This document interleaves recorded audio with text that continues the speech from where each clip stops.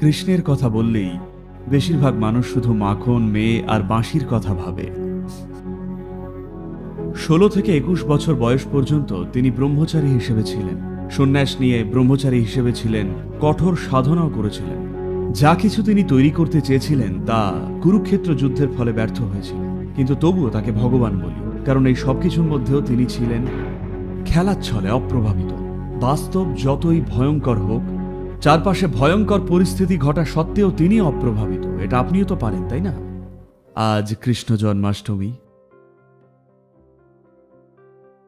যখন কৃষ্ণের কথা বলি, কৃষ্ণকে নিয়ে অনেক ভুল ধারণা আছে। কৃষ্ণের কথা বললে বেশিরভাগ মানুষ শুধু মাখন, মেয়ে আর বাঁশির কথা ভাবেন।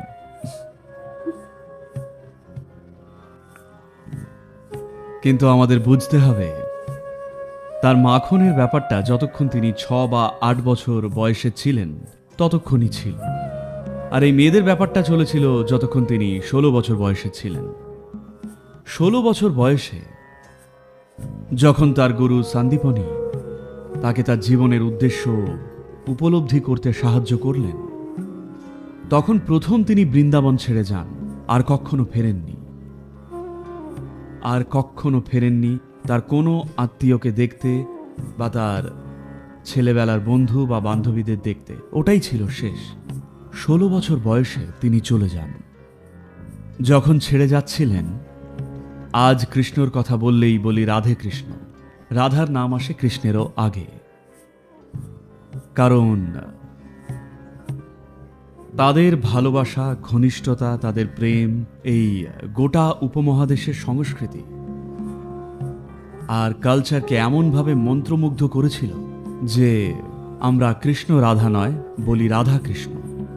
কিন্তু 16 বছর বয়সে রাধার সাথে তার শেষবার দেখা হয়েছিল, আর কখনো দেখেননি। আর 16 বছর বয়সে যখন তিনি যাচ্ছিলেন, তিনি বলেছিলেন, আমি এই বাঁশি বাজিয়েছি তোমারই জন্য, এখন আমি চলে যাচ্ছি, আর ফিরে আসব না। তোমার প্রতি আমার ভালোবাসার প্রতীক হিসেবে তোমাকে এই বাঁশিটা উপহার দিয়ে যাচ্ছি। আমি আর কখনো বাঁশি বাজাবো না। সত্যি তিনি আর বাঁশি বাজাননি। তারপর থেকেই রাধাই বাঁশিটা বাজাতেন। 16 বছর বয়সের পরে আর কখনো বাঁশি বাজাননি। 16 থেকে 21 বছর বয়সে তিনি ব্রহ্মচারী হিসেবে ছিলেন, সন্ন্যাস নিয়ে ব্রহ্মচারী হিসেবে ছিলেন এবং কঠোর সাধনা করেছিলেন। তারপর বাকি সারাটা জীবন তিনি রাজনীতি এবং আধ্যাত্মিকতার মধ্যে সমন্বয় সাধনে জীবন উৎসর্গ করেছিলেন। যদিও খুব বাজেভাবে ব্যর্থ হয়েছিলেন, কিন্তু সর্বতোভাবে চেষ্টা করেছিলেন। এইসব নিয়ে কখনোই কথা হয় না। ভারতের উত্তরের সমভূমিতে তিনি 1000-এরও বেশি আশ্রম গড়েছিলেন, কারণ তিনি চেয়েছিলেন আধ্যাত্মিক প্রক্রিয়া যেন আলাদা কিছু হয়ে না থাকে। তিনি চেয়েছিলেন আধ্যাত্মিক প্রক্রিয়া আমাদের জীবনের অংশ হোক। যেমন আমরা বাঁচি, সকালে দাঁত মাজি, তেমনই ধ্যান করি। তিনি চেয়েছিলেন আধ্যাত্মিক প্রক্রিয়া যেন কোনো অতিরিক্ত কিছু হিসেবে না থাকে, বরং জীবনের মূল ধারার অংশ হয়। বিশেষ করে দেশের শাসকেরা, সেই সময় ভারতে যে বহু সংখ্যক দেশ ও রাজারা ছিলেন, তার লক্ষ্য ছিল সেই সময়ের রাজনৈতিক প্রক্রিয়াকে আধ্যাত্মিক করে তোলা। স্পষ্টতই সেই যুগে রাজনৈতিক প্রক্রিয়াটা গণতান্ত্রিক প্রক্রিয়া ছিল না। তাই তিনি ভেবেছিলেন সবচেয়ে গুরুত্বপূর্ণ বিষয় হল নেতাদের উপলব্ধি করানো। তাহলে সাধারণ মানুষ এমনিতেই উপকৃত হবে। যারা অন্য মানুষের জীবন পরিচালনা করেন, যেমন একজন রাজা বা প্রধানমন্ত্রী বা আজকের দিনে কোনো দেশের রাষ্ট্রপতি বা এমনকি কোনো কোম্পানি সিইও, কারণ তাদের অধীনে হাজার হাজার মানুষ থাকেন।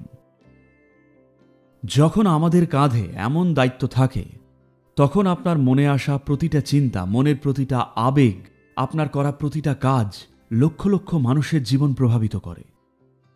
যখন আপনার এমন দায়িত্ব থাকে, তখন আপনার ভালো অবস্থায় থাকাটা খুব গুরুত্বপূর্ণ। যা ভাবেন, অনুভব করেন, তা অবশ্যই যেন অন্তরের গভীরে এমন জায়গা থেকে আসে যে তা সকলের মঙ্গল করে। জীবন সম্পর্কে আমাদের দৃষ্টিভঙ্গি সংকীর্ণ হলে আমার প্রতিটা চিন্তাই মানুষের জীবনে ক্ষতি করবে, আমার প্রতিটা আবেগ মানুষের জীবনে ক্ষতি আনবে। আমি যা কাজ করি, আর বিশেষ করে যে কাজগুলো করা উচিত কিন্তু তবুও করি না, তা মানুষের জীবনে বিরাট পরিমাণ ক্ষতি সাধন করবে, তাই না? তাই তিনি শুধু নেতৃত্বের ওপর ফোকাস করেছিলেন, চেয়েছিলেন সেই সময় রাজারা আধ্যাত্মিক হয়ে উঠুক। দুর্ভাগ্যবশত কুরুক্ষেত্রের যুদ্ধের ফলে তার সব চেষ্টা বিফলে যায়।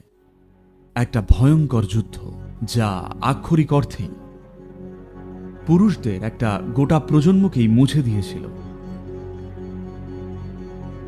তবুও আমরা তার বন্দনা করি। তার সমস্ত কাজ ও প্রচেষ্টা কুরুক্ষেত্রের যুদ্ধের ফলে বিফল হয়েছিল। তাই আপ্রাণ চেষ্টা করেছিলেন ওই যুদ্ধটা যাতে না হয়, কিন্তু তবুও ওই ভয়ঙ্করতম যুদ্ধটা হয়েছিল। এমনকি ওনার নিজের বংশেও সবাই নিজের মধ্যে লড়ে নিজেদের হত্যা করেছিল। কিন্তু তবুও তাকে আমরা ভগবান বলি, কারণ এত কিছুর মধ্যেও তিনি ছিলেন খেলার ছলে, অপ্রভাবিত। বাস্তব যতই ভয়ঙ্কর হোক, চারপাশে ভয়ঙ্কর ঘটনা পরিস্থিতি ঘটে চলা সত্ত্বেও তিনি ছিলেন অপ্রভাবিত। ঠিক এই জন্যই তাকে আমরা ভগবান বলছি। এটা আপনিও কিন্তু করতে পারেন, তাই না? এই পৃথিবীতে আপনি সবচেয়ে বড় সফল মানুষ হবেন কিনা তা অনেকগুলো জিনিসের ওপর নির্ভর করে, কিন্তু আপনি মানুষ হিসেবে সফল কি? মানে আপনি নিজের জীবনটা কি সচেতনভাবে বাঁচতে পারছেন, নাকি জীবন আপনাকে খোঁচা দিলেই একটা পশু হয়ে যাবেন? প্রশ্ন এটাই।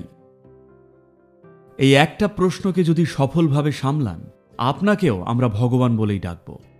হ্যাঁ,